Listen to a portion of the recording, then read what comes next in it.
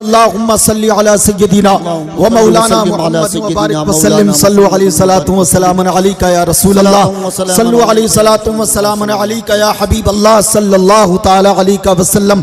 बरादरान मिल्लत इस्लामिया, मैं अर्ज कर रहा था कि वालिदैन का एहतराम ज़रूरी है। आज हमारे ज़माने में हमारे नौजवानों पर बड़ा अलमिया ये है कि अगर पीर साहब आ गए, उनके रात को पैर भी दबाता है, के हाथ भी दबाता है, अल्लाह अल्लाह उनके हाथ भी चूमता है। हाथ चूमने चाहिए, चूंकि बाज़ मौक़ों पर ऐसा भी तारीख में आया है कि एक गुनाहगार ने अगर अल्लाह के वली के हाथ चूमे हैं, अल्लाह ताला ने उसकी मग़फ़िरत फरमा दी है। हज़रत हसन बसरी रदी अल्लाह ताला अन्हु का ज़माना है। अल्लाह अकबर। उनके ज़माने में एक बादशाह था जो बड़ा गुनाहगार था, बड़ा ही खताकार था, इंतकाल हो गया। चंद दिनों के बाद किसी ने उसको ख्वाब में देखा और पूछा, बता तेरा क्या हाल है? तो फिर उस बादशाह ने कहा था कि मेरा हाल तो बहुत बुरा होने वाला था, मगर हसन बसरी ने बचा लिया। अल्लाह अकबर। पूछा वो कैसे? कहा मैं बड़ा सियाकार था, मैं बड़ा मुजरिम था, हुक्म होने ही वाला था कि जहन्नम में डाल दिया जाए। अल्लाह अकबर। लेकिन मैंने हसन बसरी से जब मुसाफा किया था, अपने तख्त को भूल गया था, अपने ताज को भूल गया था, और मैंने हसन बसरी से मुसाफा किया, उनके हाथों को चूमा। अल्लाह ने उनके हाथ चूमने की बरकत से मेरे गुनाहों को माफ फरमा दिया। सुभान अल्लाह, सुभान। तो पीर अगर सच्चा है तो हाथ चूमो, पीर अगर बादशाह है तो हाथ चूमो। ऐसो का नहीं जो गैर महरूमों से बिल्कुल डायरेक्ट मिलता है, ऐसा बादशाह नहीं हो सकता। जिसके पास औरतों का जमघट्टा रहता हो वो बादशाह नहीं हो सकता। इसलिए कि मेरे और आपके प्यारे आका इरशाद फरमाते हैं, जब कभी अजनबी मर्द और औरतें मिलती है, अल्लाह तबारक व तआला अल्लाह अकबर इसको पसंद नहीं फरमाता, और उन दोनों के दरमियान एक शैतान हाइल हो जाता है। बेशक बेशक एक शैतान हाइल हो जाता है जो औरत को बहका दे या फिर उस अजनबी मर्द को बहका दे। तो वो जो औरतों के दरमियान रहता हो वो पीर बादशाह नहीं हो सकता। ये मेरा मौजू नहीं है। अल्लाह अकबर। मेरा कहने का मतलब ये है, अल्लाह अल्लाह, आप बुजुर्गों के हाथ चूमो, लेकिन इस पर कोई हदीस नहीं मिलेगी कि तुम पीरों के हाथ चूमना, ना ना ना, बल्कि हदीस पाक इस तौर पर मिलती है आका सल्लल्लाहु अलैहि वसल्लम से जब सहाबा किराम मुसाफा फरमाते थे, अल्लाह अकबर, तो उनके हाथ भी चूमते थे, सरकार के कदमों को भी चूमते थे। एक दिन मेरे आका ने इरशाद फरमाया, सहाबा इकराम का मस्जिद नबवी में मजमा लगा है, पैर रखने के लिए जगह नहीं है। मेरे आका सल्लल्लाहु अलैहि वसल्लम मस्जिद नबवी के मिंबर शरीफ पर चले और चलने के बाद इरशाद फरमाया, ऐ मेरे सहाबा, मैं तुम्हें एक अनोखी बात बताऊं। मेरे आका इरशाद फरमाते हैं, मैं तुम्हें एक अजीब बात बताऊं।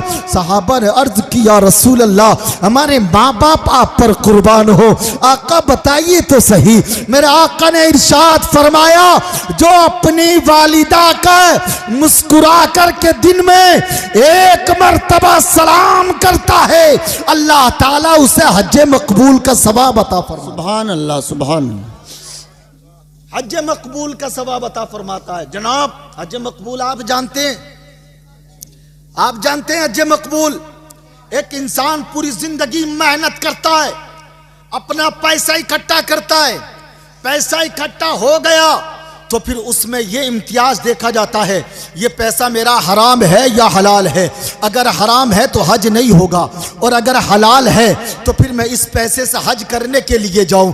अल्लाह अकबर। वहां जाकर के खाने काबा का तवाफ करता है, सफ़ा मरवा की सई करता है, मकाम मिना व मुज़दलिफ़ा में जाकर के दुआएं करता है, मकाम अरफात में नमाजें पढ़ता है, मकाम इब्राहीम पर जाकर के नमाज पढ़ता है, रोज़े रसूल के सामने हाजिर हाजिर होता है, वहां कुर्बानियां पेश करता है, वहां अपना हलक कराता है। मैं हाजी से पूछता हूं, ए हाजी साहब ये बताइए, आप हज करने के लिए गए थे, खाने का काबा का तवाफ किया, क्या कबूल हुआ? सफा मरवा की सई की, क्या कबूल हुई? मकामे मिना मुज़दलिफा अरफात में क़याम किया, क्या कबूल हुआ? वहां पर दुआएं मांगी, क्या कबूल हुई? वहां से चल कर के पैदल मक्का मुअज़्ज़मा आए, हर कदम के बदले में 10,000 गुना माफ हुए। अल्लाह अकबर। वह हाजी साहब कहेंगे कि मौलाना कैसी बात करते हो, खाने काबा का तवाफ करना ये मेरा काम था, सफा मरवा की सई करना ये मेरा काम था, मकामे मिना मुज़दलिफा अरफात में क़याम करना, दुआएं मांगना, वहां से पैदल आना ये मेरा काम था, मकामे इब्राहिम पर नमाज पढ़ना ये मेरा काम था, कबूल करना अल्लाह का काम है। अल्लाह अकबर। अब सुन लो, एक हाजी का हज कबूल हुआ है, उसमें खाने काबा के तवाफ का सवाब भी मौजूद है, सफा मरवा की सई का सवाब भी मौजूद है, मकामे मिना मुज़दलिफा अरफात में जो दुआएं मांगी हैं उन दुआओं का सवाब भी मौजूद है। अल्लाह अकबर। प्यारे आका इरशाद फरमाते हैं, जो अपनी माँ को मुस्कुरा करके सलाम करे अल्लाह ताला ऐसे हज का सवाब अता फरमाता। जो दस्तार वाले बच्चे हैं, उनसे कहो यार हाजी हज कबूल करने के लिए जाए तो गारंटी नहीं कि हज कबूल हो या ना हो, सवाब मिले या ना मिले, लेकिन अगर माँ को मुस्कुरा करके दिन में एक मर्तबा सलाम कर दो, हज मकबूल का सवाब मिलता है। किसी पीर को मुस्कुरा करके सलाम करो, हज मकबूल का सवाब नहीं मिलेगा। समझ रहे? किसी पीर को आप जाकर के करो। तो मैं अर्ज कर रहा था कि जनाब, सलाम तो गांव के चौधरी को करेगा, गांव के प्रधान को करेगा। अजी प्रधान की बैठक में कोई ना हो तो चारपाई को करके निकल जाएगा, मगर जिसके कदमों में अल्लाह ने जन्नत को रखा है उसे सलाम नहीं करेगा। जिसने अपनी जवानी को मेरे नौजवान पर फना कर दिया है उसको सलाम नहीं करेगा। जिसने अपनी शब को शब न समझा, जिसने रात को रात न समझा, दिन को दिन न समझा, तुझे अच्छा बनाने के लिए, तुझे तेरी जवानी परवान चढ़ाने के लिए, तुझे तालीम याफ्ता बनाने के लिए उसने अपनी जिंदगी को दांव पर लगा दिया, अपनी जवानी तुझ पर फना कर दी, और आज तुझे सलाम करने के लिए तैयार नहीं है। अल्लाह अकबर। बड़े बड़े पढ़े लिखे लोगों को देखा गया है, अगर बाप सादे से बाने में है, अल्लाह अकबर, घर में मेहमान आ गए हैं, अल्लाह अल्लाह, ऐसी शिकायत कई जगह की सामने आती है कि वो अपने बाप की पहचान कराने के लिए तैयार नहीं है। कोई पूछता है, यार ये जो आदमी बैठा है तेरी महफिल के लायक नहीं है, सादा से कपड़ों में बैठा है, ये कौन है? तो इसे एडवोकेट को, इसे इंजीनियर को अपने बाप का तारुफ कराते हुए शर्म आती है, कहता है ये मेरे महल्ले का एक आदमी है। अल्लाह अकबर। बरादरान मिल्लत इस्लामिया, ये नौजवान ये नहीं समझता, इसको अच्छा लिबास पहनाने के लिए, इसे बुलंदियों पर चढ़ाने के लिए इसने अपने आप को इसमें फना कर दिया है। अल्लाह अकबर।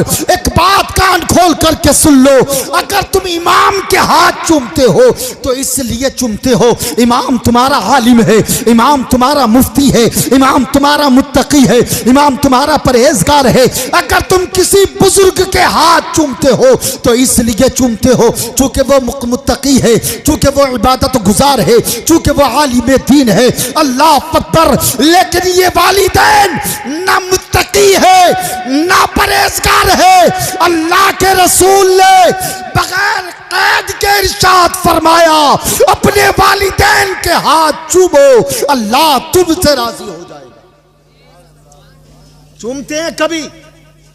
जरा हाथ उठा करके बताएं कितने नौजवान चूमते हैं? नहीं चूमते ना।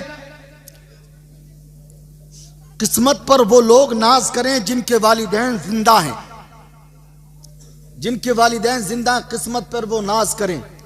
सारी दुनिया के हाथ चूमते फिरो, कभी इतना मजा नहीं आएगा जितने हाथ चूमने में वालिदैन के मजा आता है। बेशक वालिदैन के हाथ चूमने में जितना मजा आता है उतना मजा जिंदगी के किसी लम्हे में नहीं आएगा।